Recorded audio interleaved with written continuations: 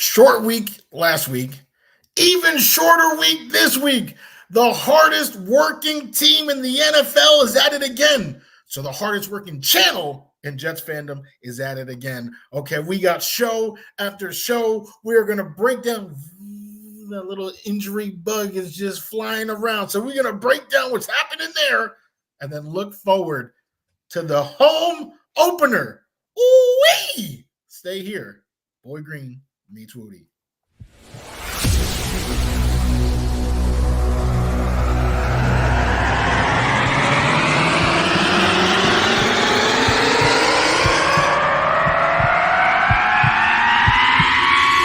Zoinks! It is unequivocally the Super Bowl for New York Jet fans. Field Yates, baby. Field Gosh darn Yates. Let's bring him on the show. Come on, people. Connor Rogers is joining the show. What's up, Connor? But Trevor Gosh darn Sycamore, baby, for me, personally, my favorite New York Jet of all time. Wow, it's great to be on. What an intro that was right there. Paul, nobody does an intro like you, man. Paul, you give the best intro of literally any podcast that I've ever done. I'm gonna lose my gosh darn bananas.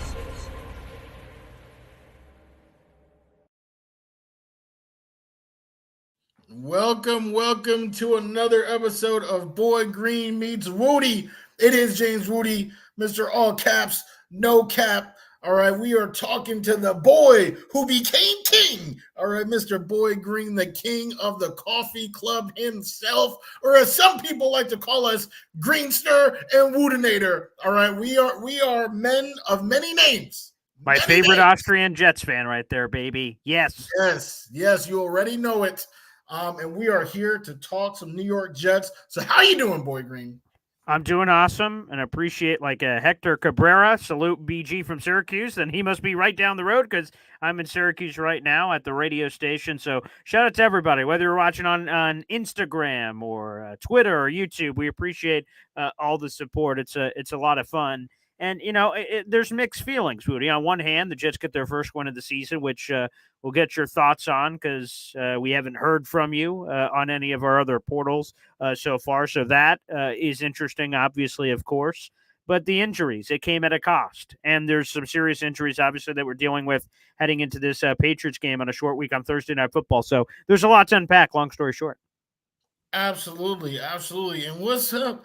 I mean, you look past the last past week ones, and either they're a loss or they're a win at the cost of somebody's Achilles. What's up with that, man?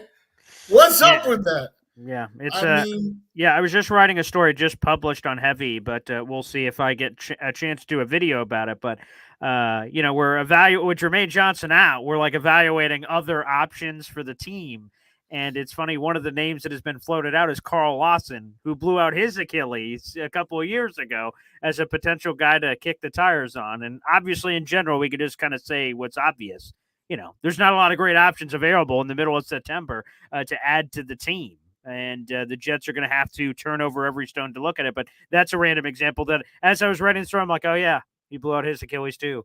Germaine, AVT, Aaron Rodgers. Jamian Sherwood at one point earlier in his Jets tenure blew out his Achilles one of these years. So it just feels like some random Achilles sacrifices have to take place on a seemingly year-to-year or week-to-week or whatever basis, which is disgusting. Hopefully that can end. Yeah, I don't like it. Obviously, I don't know any Jet fan who would. But we like the end result of last week, right? The game was won. I'm not gonna lie. It wasn't fun watching about 35 minutes of that game. Sure. And there's been discussion across the league about this whole lack of preseason. It's not just the Jets starting slow. So many teams are starting slow. And before we started this show, I was just scrolling on Instagram like many of us do. And I discovered that this season, the NFL is averaging the highest rushing yards per game than it has in 41 years, actually. Wow, that's a stat. So, seeing other guys constantly throwing under 200 yards, it makes me feel a little bit better than what we've seen about the Jet, with the Jets product, especially allowing all those yards that, the Jets definitely contributed to that average with Jordan Mason. But 1-1 heading into a situation against another one-on-one team. And this game is definitely the biggest game of the season to date. Yeah, I feel like we could probably say that every week, and that's what Sal and the team would say, politically correct answers. But, New England is a divisional opponent.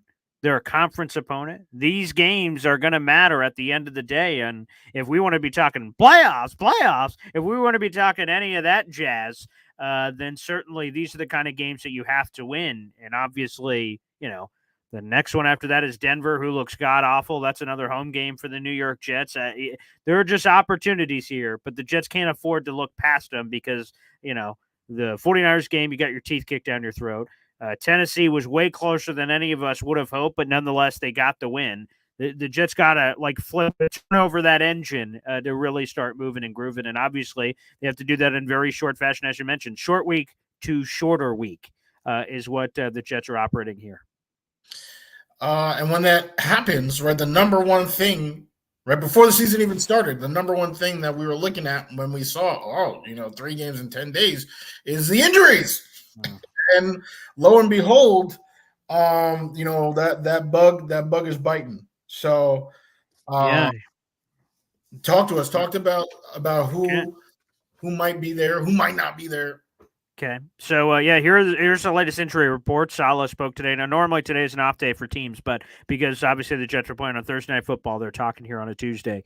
Germaine Johnson, obviously, he's out for the season. He announced it on his social media in a video that torn Achilles, so he's out for the year. There's one starter that's gone, and the Jets will have to attempt to see how they replace him. That'll probably be your starting defensive ends on Thursday Night Football will be Will McDonald and Michael Clemens, I would assume, but we'll see what other moves can come. And here are the 3 that were Germaine, we kind of we're aware. We know what happened there.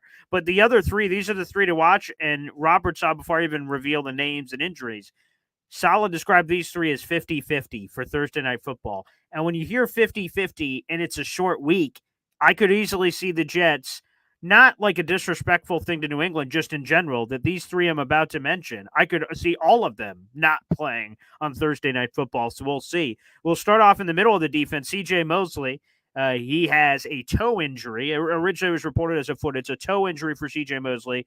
Again, they're hopeful for all 3 of these guys I'm mentioning to be ready to go. CJ Mosley, toe injury. I don't know. It would surprise me if he played. Let's go to the secondary. DJ Reed did not play against the Titans. He's been battling knee soreness is what the Jets have been describing it as. He had a pregame workout before the game started and didn't look comfortable. So the Jets said, we're not going to play him. And shout out, by the way, to the replacements for these guys. Jamin Sherwood looked awesome.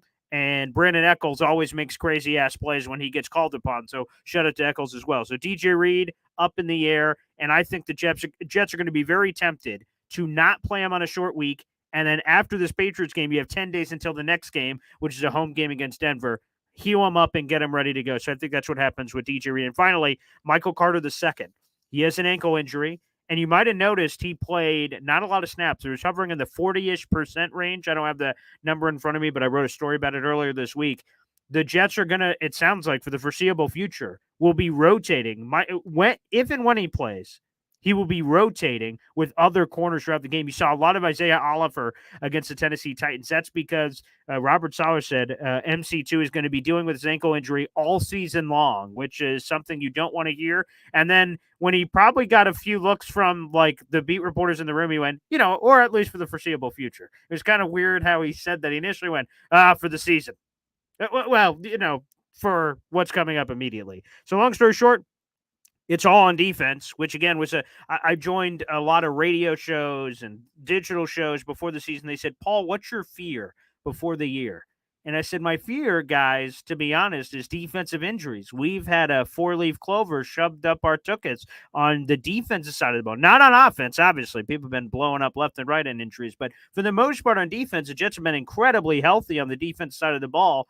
Lady Luck turning the other cheek is the thing I was afraid of, that things would balance out. from that perspective. And certainly we're getting hit with some of those right now. So those three I mentioned, DJ Reed, CJ Mosley, Michael Carter II, are all 50-50 propositions. And my gut right now, gun to my head, no sourcing, just my gut, is all three of these guys are not going to play. And if anyone plays, it's Michael Carter II, and he'll be on a rotation. That's my gut right now for the Patriots game. Well, here's the thing about that is, and for all the people who, hate Salah and, have, his head on a stick, I guess you can cover your ears, is that this is a side of the ball that we trust. If Sure.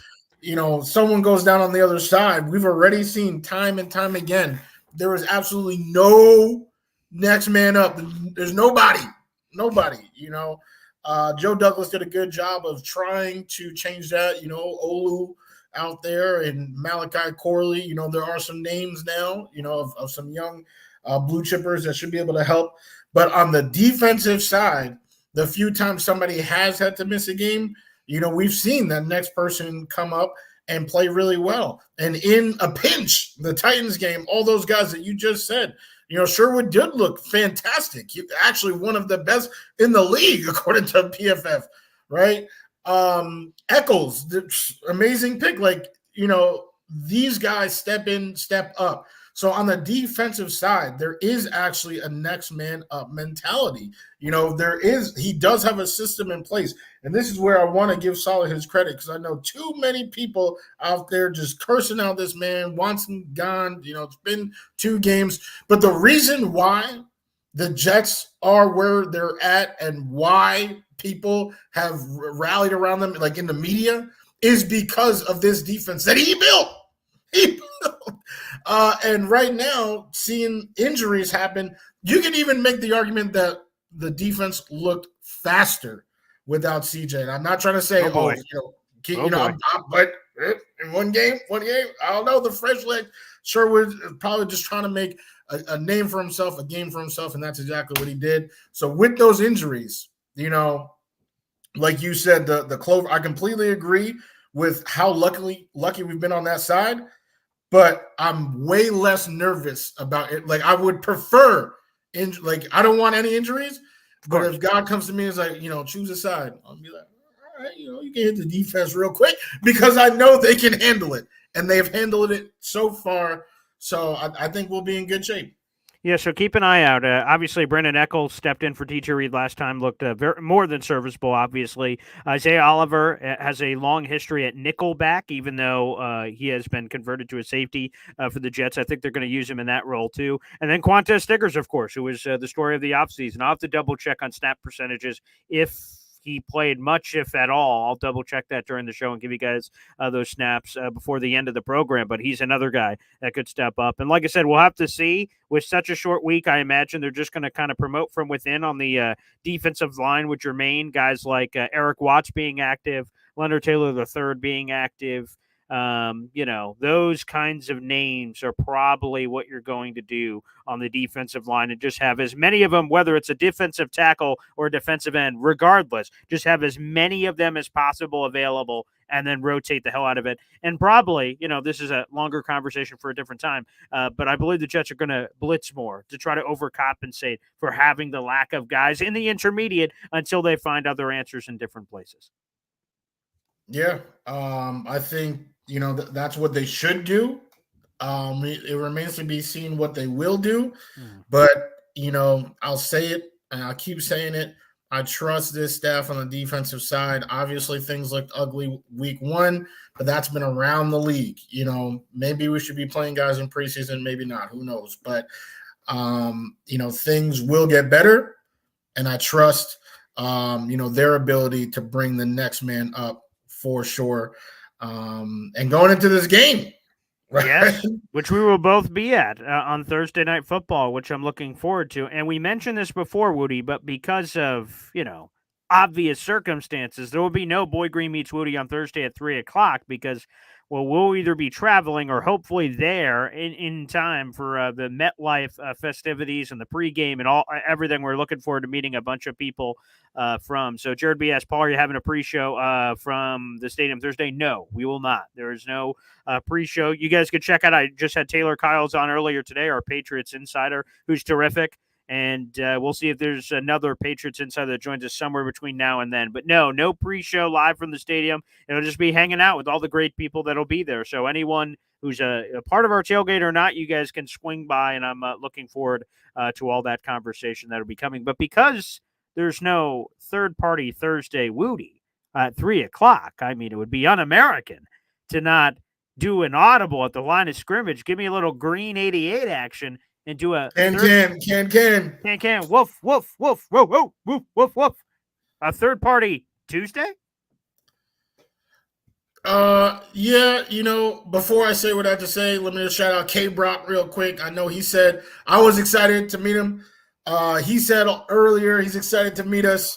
Yeah. And yes, you will be there. We'll be there. K Brock, can't wait to have that meeting in person. We're about to bring in somebody that none of you want to meet in person. All right. Some of you have already met him in the chat. Oh, okay. All right. And he's a chat box. Okay. But he is family. No matter how far from the tree this man has fallen. Okay. He's a Pats fan. Right. We're talking about Pats insiders, right? We you have Taylor Kyles. This time around, we have somebody who's rooting for them, and let's hear why they think they have a chance in this game. So, without any further ado, Brandon Roberts, he been in the chat. You guys have seen him talking that talk in the chat. Now he's on the show to actually talk to us. I don't even know if I want to know how you're doing. Well, I'm gonna tell you anyways. Okay. I'm just gonna start off by saying, we have the best team in NFL history. I just want to put that out there. The best this year in NFL in 2024? Not in 2024 of all time. Oh, I see. I understand. Okay. And sure. One of the best dynasties until the Chiefs start to fold. Let's just hope they do. But I'd like to start by saying the Patriots will always I'm going to emphasize, will always own the Jets. 15-win streak, I just want to start off with that. That alone is a statement right there. It's like over though, right? I know it's over, but think about it. Did we really lose? With that loss, we got a better pick. Maybe we wanted to lose. Let me just say this. Patriot fans had the ultimate win-win in the final week of the regular season. They lost and got their ass kicked, and Breece Hall ran all over them. And they're like, we wanted you to win, losers, because we wanted the better pick. And Patriots have it. But wait. And then if you guys would have won, we beat you when we weren't even trying, and we still beat you because 16 in a row, losers. So no matter what happened, Patriots fans had an answer in the holster ready to go, didn't they? Yes, that we did. But either way, a win is a win.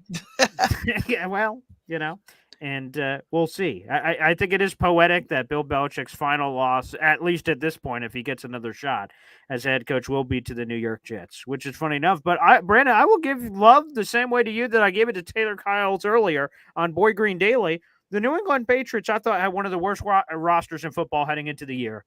And through the first two games, you guys go into Cincinnati, you beat the Bengals. And then in week 2, shoulda, coulda, woulda, for a lot of different reasons that I'm sure you would be able to tell us. You guys could have beaten the Seattle Seahawks and you end up losing in overtime. So you're 1-1. So the Patriots, for all again, I wanted this offseason. I still want this, especially after talking with you, Brandon, for just moments. I want the Patriots to lose 54-3. But to be honest, if we're being real, this Patriots team looks a lot feistier and a lot more game than a lot of us gave them credit for before the year. Yeah, a lot of people don't realize that even though we suck, we always had a good defense. And Gerard Mayo, being one of those defensive captains, he knows how to run this defense. I would say our offense does at times look a little iffy, but at times, okay, at a lot of times in the recent years. But I would say if the way I've seen Jacoby play these past few weeks think we can be a good fight for the Jets. Okay, can I ask So you a let me- quick let me question? ask Wait, you- wait, wait. Can I just want to ask a quick trivia question, Oh, Brandon. trivia. Okay. I'm here for it. Let's go. Okay. All right. You seem like I see the Patriots jersey on. You got the Patriots chair. Things must be going well. Who is the leading receiver right now for the New England Patriots through the first 2 games of the season? Hunter Henry.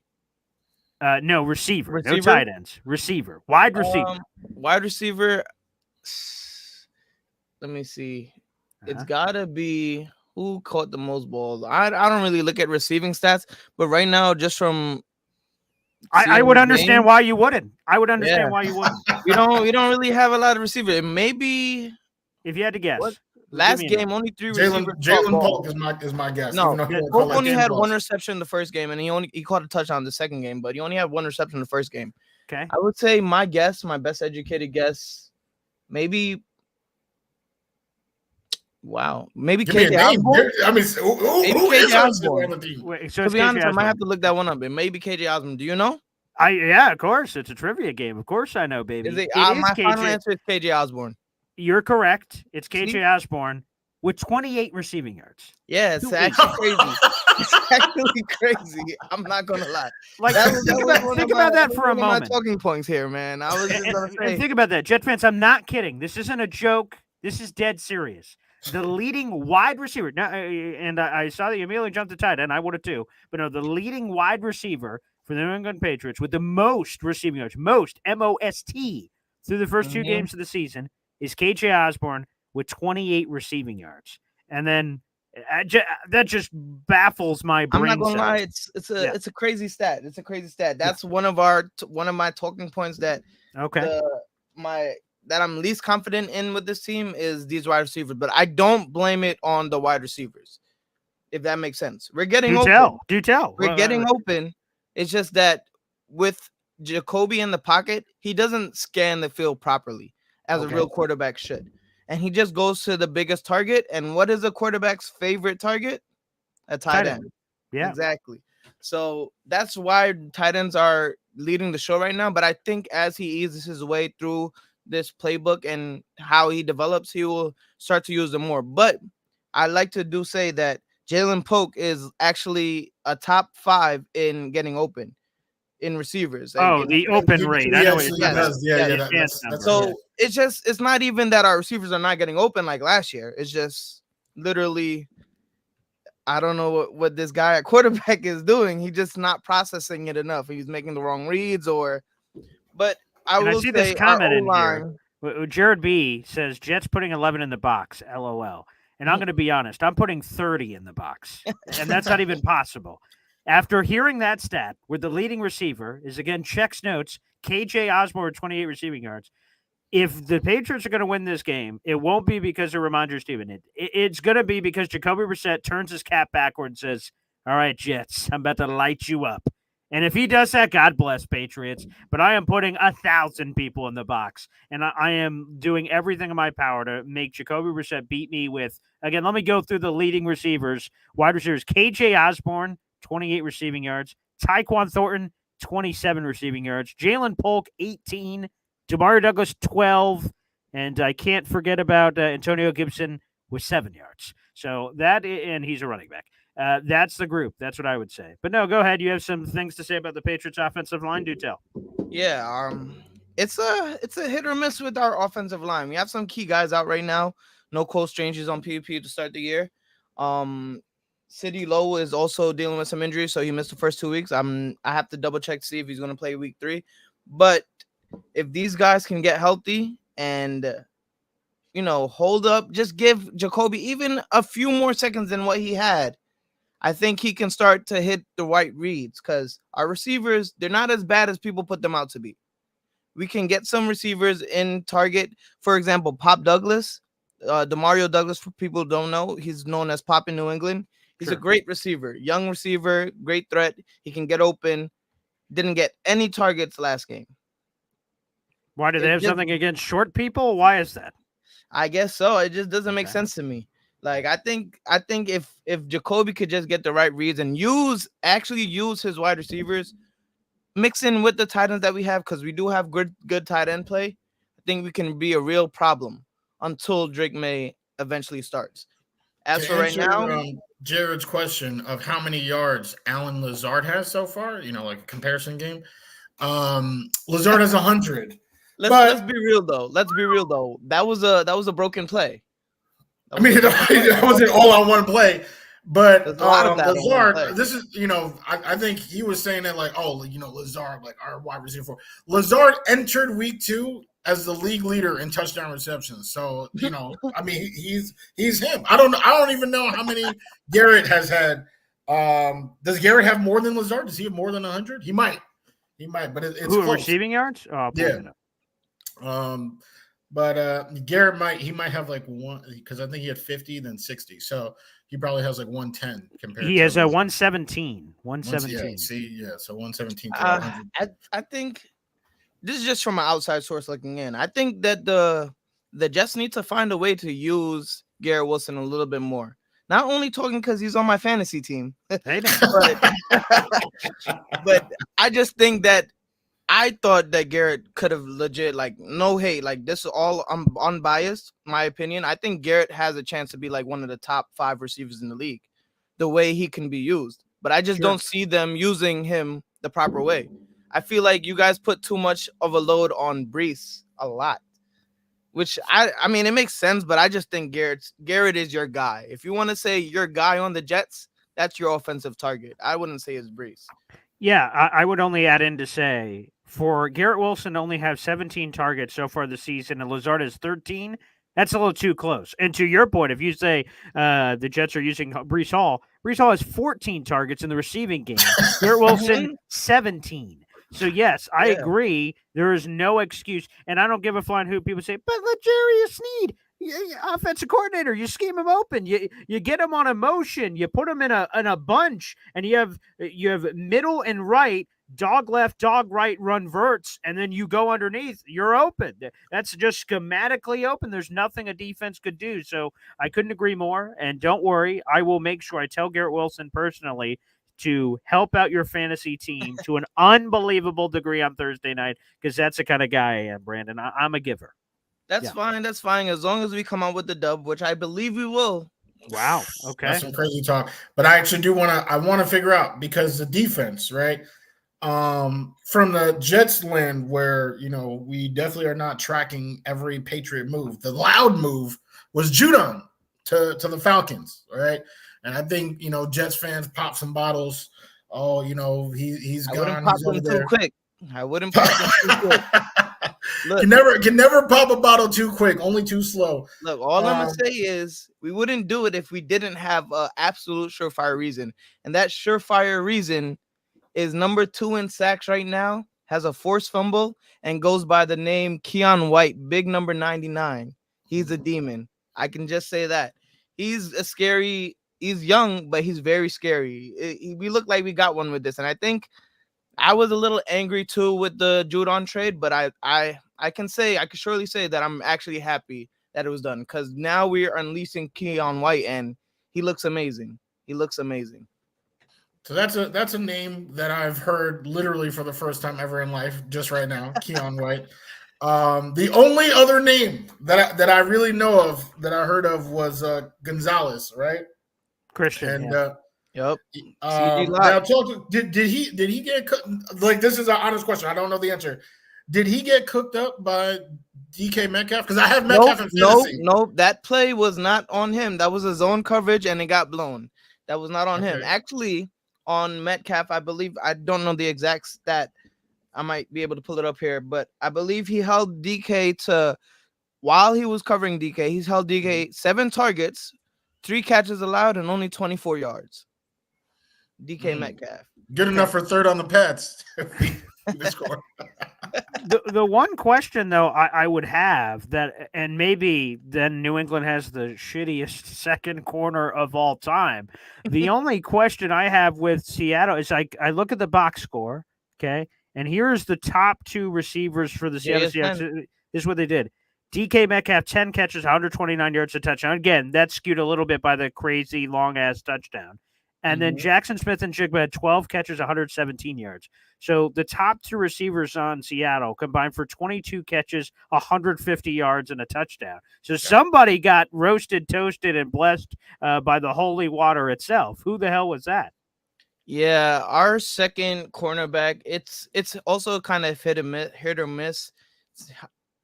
Yeah, if it's not Christian Gonzalez, I believe, I forgot the name of the second cornerback, but he was getting toasted all game. He sounds like a forgettable person.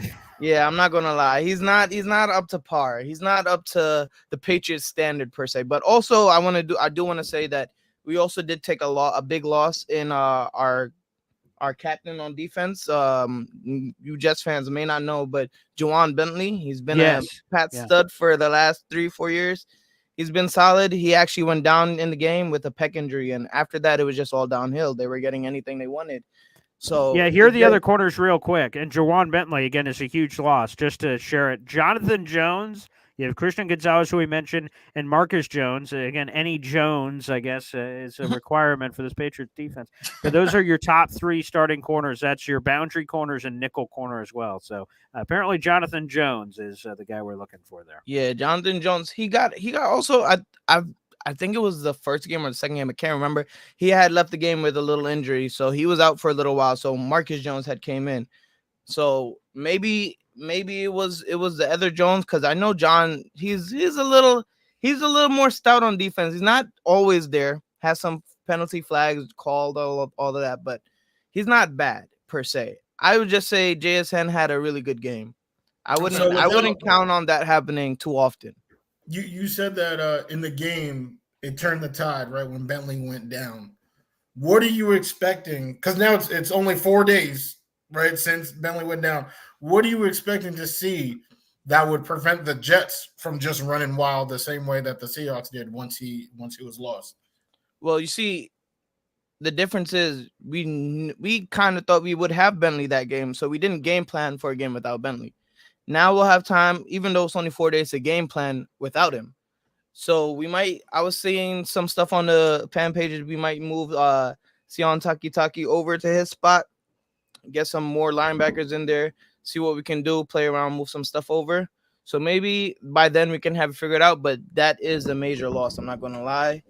Juwan, he was a big play caller, and he was basically the heart of the defense. He was the captain. So he was, he's the one calling out the plays, changing all lines and all of that. So we'll see how that goes. And just to share with the rest of the room, Juwan Bentley out for the season with his injury. So he's done for the rest of the year. So obviously will not be participating in this game in week 3 on Thursday Night Football. Juwan Bentley there for the New England Patriots. Wow. Yeah, go ahead, Woody. No, honestly, this conversation actually made me feel way better about our chances. Oh my God, it's gonna be barbecue chicken. Like maybe Garrett won't eat, so it's gonna be a double whammy. That's fine. I mean, is it fine for your fantasy team? No, because I agree. We do have some holes in our roster and some major losses, but we do have Christian White still. We still have Christian Gonzalez.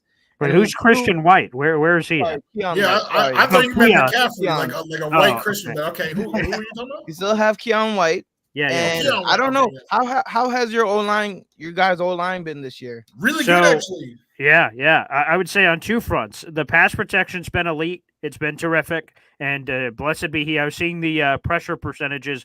Last year, the Jets were one of the leakiest pass protection offensive lines in the NFL. And now they're on the other side. They're top 10 in pass protection. And they've done even better than that on some of the overall numbers. But run blocking is where it's been very hit and miss. The Tennessee Titans game was one of the better ones. Braylon Allen had great runs. Breece Hall had gashes. But week 1, it was a disaster. And so it's hard to settle. The sample size is 1, you got smacked around in the run game. And then week 2, you showed some pop. What's the truth? Is it more week 1? Is it more week 2? Again, ultimately, it's going to tell when you play a team like the New England Patriots, who are so sound. They have given up the second least amount of rushing yards in the NFL through the first 2 weeks of the season. Is that because bread and butter? Yeah, so right. Is it your bread and butter like you just said, or does the teams that you're playing have crappy rushing attacks? No. Kenneth Walker was out. Kenneth Walker was out. He didn't play. He was out. He didn't play. Oh, so he didn't let's play. go. Yeah, Another E. let's. I had him in fantasy. That's the reason I know. But so no Oh. Kenneth Walker week 2, and then week 1 they don't have Joe Mixon anymore. They have a mix of Zach Moss and Chase Brown, who again shrug your shoulders. I don't know. So again, but historically speaking, to your point, Brandon, the Patriots have been really good in run defense. So again, is it that? Is it that? I don't really know because there hasn't been this tremendous test. They didn't play against Saquon Barkley or Christian McCaffrey or some superstar running back. So it's hard to kind of test the sample size there for sure. But yeah, that's an interesting part of the dynamic, obviously. Yeah, this is going to be our first real test, I would say. I'm excited to see how we're going to do, but I'm not as excited knowing that a big run blocker and run stopper in Juwan Bentley is going to be out the game. So we're going to see how that's going to go. But I'm not all too worried because I know that our guy, our man in charge, Mr. Gerard Mayo, he loves defense and he knows how to shut that up. So he's a good run blocker back in his day. So I think he'll have a thing or two to get ready. To me, I would just say saying that Mayo should put on the pads. Oh, well, they might need him. The one thing I would say to me is the key to the game for the Jets and for the Patriots on the other side is the Jets need to start fast. In the Patriots-Bengals game, the Patriots got off to a lead. It was 10-0, 13-0, whatever it was. And then all of a sudden, the Patriots are built when they have a lead, and they got Jacoby Brissett, who never makes mistakes. He has no interceptions. He only has 1 touchdown pass, but he has no interceptions, so he doesn't make mistakes. The Patriots run the freaking crap out of the ball with Ramondre Stevenson, who's great. Great pops from Antonio Gibson in week 2 against Seattle, who's showing great burst, and he has a former wide receiver background, too, from Memphis, so he's super talented from that perspective, too. Again, you really look at that for the Patriots. They're built to play with leads. They're not built to come back on teams. So that's where, again, if the Jets, who week 1 and week 2 both had slow starts, they should have been down 14-0 to Tennessee. And if that happens against New England, that's going to be very difficult for the Jets to try to make things happen despite what may be lacking for the Patriots offense. So I think the key to the game is Patriots starting fast on the Jets for your side and the Jets starting fast on their side. If they do, I think that changes the tenor of the game quite bluntly. I think just to answer Jared real quick, has Breece Hall ever had a good game against the Pats? Did you watch the last game of the season last year? What are you talking about? 180 yards. I mean, the boy was running wild. What are you talking about? My man was making snow angels in the end zone. So it was a snow game, so we'll give him that. It was a snow game. What do you mean? Nobody's going to pass the ball in such terrible weather. Of course, you're going to run it. Well, yeah. Okay, then does that make it obvious that if all they're going to do is run, then you guys would be able to go, okay, all we have to do is plug this and this is over, you know? Like, yeah, that's true, but were we really trying to win? That's the key question right there. By the way, here it is. Here's all the official stats for that one, Jared, who asked. Breece Hall, I don't know why he got 37 carries in the regular season finale after tearing his ACL the year before, but that's neither here nor there. 37 carries, 178 yards, 4.8 per clip, a touchdown, and the long one was at 50-yarder where he took it to the house. So, again, Breece Hall, yeah, when's the last time? The last time they played? That would be, I don't know, Jared, perhaps that would fit in. Yeah. Yes, and just to answer our guy over in Austria, still having trouble stopping the run. I thought the Jets looked way better against Tennessee. That was something I was looking at. Tony Pollard had 5.1 yards per carry, and the Jets had just allowed Jordan Mason to have 5.3. So I was looking specifically at that number. This past week, what's his name? Tony Pollard only had 3.3. I mean, overall in stopping the run, Will Levis skewed the numbers. He had an additional 30, 40 yards of scramble. Yes. So, like, you see the overall numbers. Jets give up another $140 to a team. Well, Will Levis was sacked on multiple occasions and squeaked out. Now, you still have to stop that, obviously. Definitely. But I think that skews a lot of the numbers when you're getting 3 or 4 attempts for 40 yards. Oh, okay. Yeah, the Jets gave up 140. But if you really look at the numbers for pure rushing, they gave up 90 yards. So it was still bad early, but then they were able to get it cleaned up a little bit. But New England is a great challenge. Brandon said earlier, it's a great challenge for the Patriots run defense against a guy like Breece Hall. but it's also for the Jets. Ramondre Stevenson does not go down on first contact. He is Yep. Marshawn Lynch reincarnated in 2024. And again, Antonio Gibson gives you a little bit of that smash and dash. He has some burst and explosiveness that I think we have to absolutely make sure that we respect. I'm gonna lie, Ramondre is on my fantasy team, so if anyone does score, he can put up 2 touchdowns. I'm cool winning 21-14 to 2 Ramondre touchdowns. But apologies to Jared B. Apparently, he was throwing me the alley, and I dropped it. Trying to de-weight you, like what? Yeah. And I just slipped out my hand. Ball went out of bounds. So my bad, Jared. Sorry. Next time, I promise you. Next time you throw it up, yeah, man. I'm excited to see this running matchup, to be honest, because me and Wudi have this argument all the time. Oh boy, who's better, Breece Hall or Ramondre? Can you believe that he actually thinks that's an argument? Can you believe that? Wait a second. Wait, before you jump on me. All right. Ramondre was injured last year, so that was a bad showing. But his first year in the league as a backup per se, he was splitting the carries. He was doing really well. And Breece came in very on fire. I'm not going to lie. But I just said that Ramondre, as a feature back, can do what Breece does. And look, albeit Ramondre is the feature back now. And he's putting up some pretty close to Breece Hall numbers with the Pats. Okay, so I have Ramondre Stevenson's history with New England here in front of me. 600 yards, barely 1,000. 600. He wasn't the future back then. Well, I can only judge him based on his career in some mythical fantasy land when he's RB1. I'm just looking at the numbers that are in front of us, and I don't see much Breece here, at all. Especially I don't even know what number. When you think about the his impact in the Breece is like having another running back. Ramondre can catch the ball out the back too. He has great hands. Okay, let me see. But let's just see. I want to show. I would say put this year as in perspective. Right now, who are we giving it to? Let's be honest. Let's be real here. Can we put Breece or Ramondre? Right now, just stat wise. Yeah. Who's up? Stat wise? Yeah. Who's up? Oh, stat wise, yeah. I'm sure it's Ramondre, right? He has 200 yards rushing already.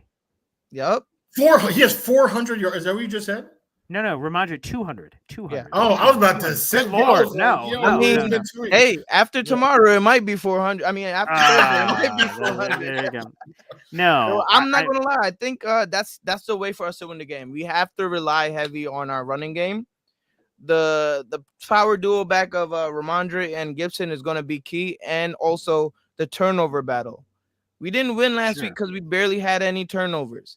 The first game we won against the Bengals because we had turnovers. We need to put the Jets in uncomfortable situations, get some pressure on Rodgers, make him either fumble the ball or get a turnover. We need turnovers. If we want to have a chance at winning, we need to win the turnover battle. And you know what? Come on. How can you not create turnovers? Aaron Rodgers has the lowest touchdown reception ratio in NFL history. He sounds like the perfect guy to be tossing you. Is he the lowest, or is it my guy Jacoby Brissett? Because I'm pretty sure they are actually Jacoby's on top. How does Jacoby Brissett only have 1 touchdown pass? 1. Because Ramondre is running them in. My fantasy team laughing all the way to the chip. I guess. But they about to catch his L this week because Quincy Williams is stopping Ramondre in the backfield every time. So Brandon, give it to us. What's your official prediction? I'm sure Jet fans are on the edge of their seats waiting for what your official prediction is for this game on Thursday Night Football. In reality, I think it's going to be a close game. It's going to be a defensive game, I think. All right. So I'm not going to give it too high of a score. I would say somewhere in the vicinity of maybe 14-10. I would say Patriots win. All right, that's disgusting. Game-winning touchdown drive. I'm calling it right here. So wait, if that's true, so the game is 10-7, waiting till that's disgusting. Yep. God, I hope not. I'm going to be there in person. I'd love some more points. I will but also to be honest, there, guys. So. Oh yeah, okay, Brandon. Hopefully, I see you there. Time. Yeah, that'd be great.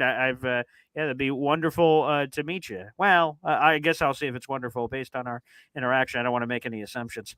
But I'm looking forward to it. I hope it's exciting. But to your point, when you have a short week, when you have potential weather involved, again, we'll see how that changes. I know weather can always change, but when you look at weather, when you look at short week and all that, it leans towards your prognostication of low scoring. So we'll see if that truly is what it is. It feels like it is going to be close, though, no matter what I want. It feels like it's going to be a tight game that's decided at the end.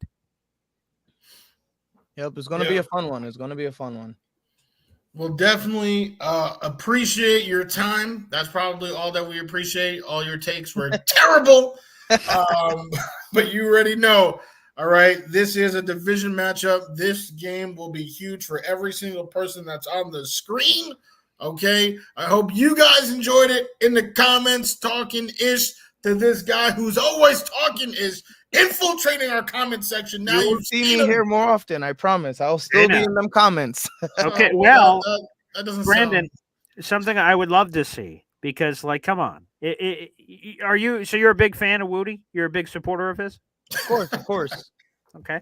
And obviously we're best friends now. So you can join the pinned comment on YouTube, baby. It's the Boy Green Coffee Club. Hop on in. It sounds like you're going to be here a while. Get comfortable. Come in. Who wouldn't want a Patriots fan among us? So, yeah, feel free.